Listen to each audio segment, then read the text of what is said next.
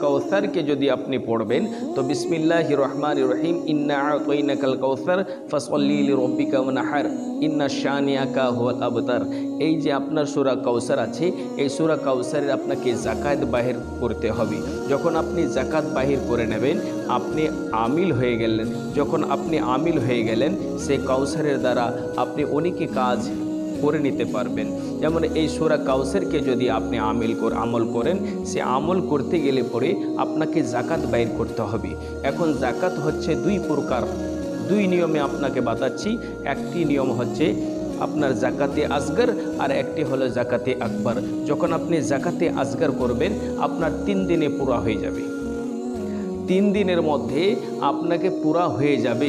যাই হোক, আপনি যখন 3 দিন করবেন, 3 দিন চলাকালীন যখন আপনার 3 দিন আমলটা হবে, 3 দিনের মধ্যে আপনাকে হুক্কা, বিড়ি, তাম্বাকু, খাইনি, জারদা এই সমস্ত জিনিস খেতে হবে না।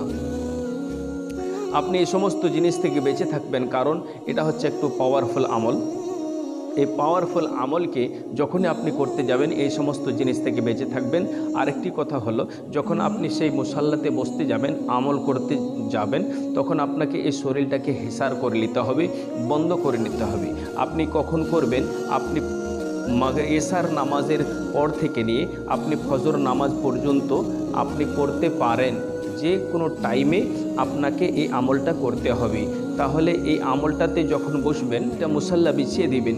মুসাল্লা বিছিয়ে দেওয়ার পরে আপনি 3 বার দরুদ শরীফ পড়বেন। 3 বার দরুদ শরীফ পড়ার পরে আপনি আয়াতুল কুরসি 1 বার পড়বেন। আর 4 কুল আপনাকে পড়তে হবে। 3 বার 4 কুল পড়ে নেবেন। পড়ে নেওয়ার পর 3 বার দরুদ শরীফ পড়ে নিজের শরীরে আপনি হেসার করে নিলেন, বন্ধ করে নিলেন। বন্ধ করে নেওয়ার পরে আবার আপনি সেই মুসাল্লায় বসে আবার 11 বার দরুদ শরীফ পড়লেন, সাল্লাল্লাহু আলাইহি ওয়াসাল্লাম, সাল্লাল্লাহু আলাইহি ওয়াসাল্লাম। 11 বার দরুদ শরীফ পড়ার পরে সূরা কাউসারকে আপনাকে পড়তে হবে। 521 বার পড়বেন। 521 বার পড়ার পরে দরুদ শরীফ আবার 3 বার পড়বেন। আজকের আমল হয়ে গেল। আবার কালকে আমল এইভাবে করবেন। পরশুদিন যখন আমলে বসবেন তখন আপনাকে মিষ্টি নিয়ে আসতে হবে। যেমন হয়তো ক্ষীর হোক বা লাড্ডু হোক বা ওই বরফি হোক বা ওই সমস্ত জিনিস আপনাকে সামনে দিকে রেখে আপনাকে ফাতিহা পড়তে হবে। ফাতিহা যখনই আপনি পড়ে নেবেন আপনি সে আমিল হয়ে গেলেন। যখন আমিল হয়ে গেলেন, আশা করি আপনি যখন এই আমিল হয়ে গেলেন, আমিল হয়ে যাবার পরে আপনি যেই রূপভাবে কাজ করবেন আপনার কাজে দেবে। সূরা কাউসার যে কোনো কাজে আপনি ব্যবহার করবেন, ইনশাআল্লাহুল আজিজ আপনার কাজে দেবে। এটা হলো আপনার যাকাতে আসগর।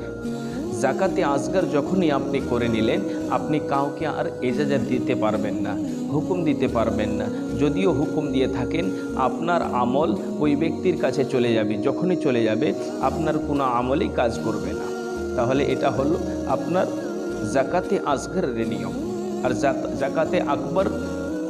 যাকাতে আকবরের নিয়মই হচ্ছে যেই রূপভাবে আপনাকে বললাম তদরূপভাবে আপনাকে পড়তে হবে। কিন্তু হ্যাঁ, পড়তে হবে আপনাকে 3121 বার আপনাকে পড়তে হবে। 3121 বার যখনই আপনি পড়বেন, পড়ে নেওয়ার পরে 41 দিন পড়তে হবে।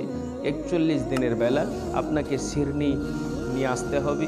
আপনি চাই ক্ষীর হোক বা লাড্ডু হোক বা বরফি হোক, আপনি সামনের দিকে রেখে ফাতিহা পড়ে সেই বরফি গরিব মিসকিনকে দিয়ে দিলেন। আশা করি আপনার সে কাউসারের আমিল হয়ে গেলেন।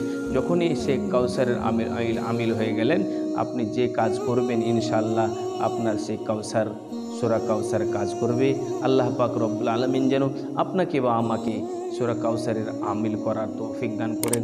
আপনারা বলুন আমিন। কিন্তু হ্যাঁ, আমি একটা কথা বলি বাবা, যখন আপনি আমলে বসতে যাবেন সে আমলে বসার পূর্বে আপনাকে 2 রাকাত নফিল নামাজ পড়তে